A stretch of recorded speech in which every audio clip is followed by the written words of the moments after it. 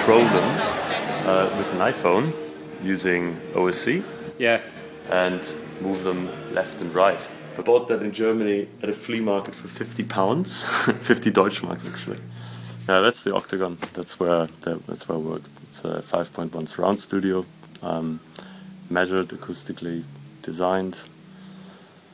Got a couple of computers. They're all in the server room, so no noise in here. Yeah, plasma to work with film in it. And yeah, it just uses the Community Core vision from NUI Group, and just detects blobs. So the infrared, the camera at the bottom is an infrared cam. Yep. You get the blob, you get light coming up. We use an LED projector because it doesn't emit heat, so it doesn't interfere so much with light. Put that on, and then you get touch.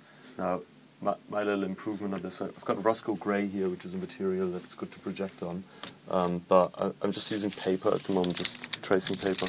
But underneath it I've incorporated a silicon layer, about 3 mil of silicon, so it's got a bit of a bounce. I think it should be 6 to really work. We had to work like motherfuckers because we had to vacuum pump the silicon to get all the air bubbles out, because one air bubble in there. So it's going to go to about 6 mil, but what it does, it gives you tactile touch, and the software can output circumference of blob. So circumference of blob could equal velocity, i.e. that could be volume on an instrument, vibrato, touch.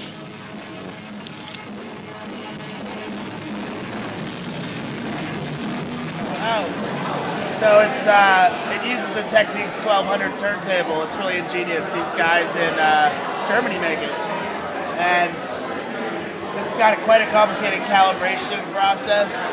The balance and the weight of the cutter head, the stylus, and all these things. And you have to be very careful because each stylus is about 250 quid.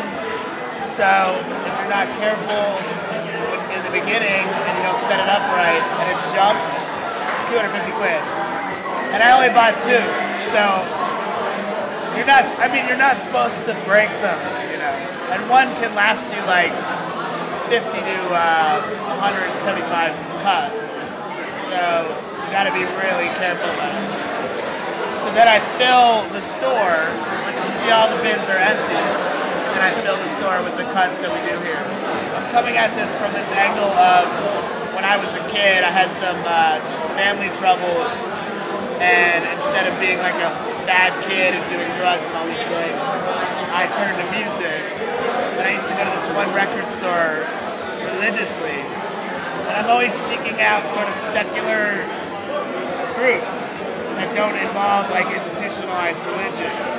And in a sense, that's what I'm trying to create here. You know, it's a group of people that come together, and it's a locus of art and music and performance. And I'm really hoping people are just going to come down, and I've invited people to just come down. If you want to come down, if you have something you want to cut, I bought 200 of these like Plexi 7 inches, and we'll just cut aside, and all it will cost you would be a beer, a coffee, and a conversation. So people always say, I just like how records sound. Well, that's because EQ-wise, that's what a record looks like. Actually, it's a bit more like this. Right? And now the new records, all these like dance music and all these things, and with digital recording, they look more like this. You know, and so there's a like massive bass, low frequencies, and really high cutting, high frequencies. So I'm a this guy. You know?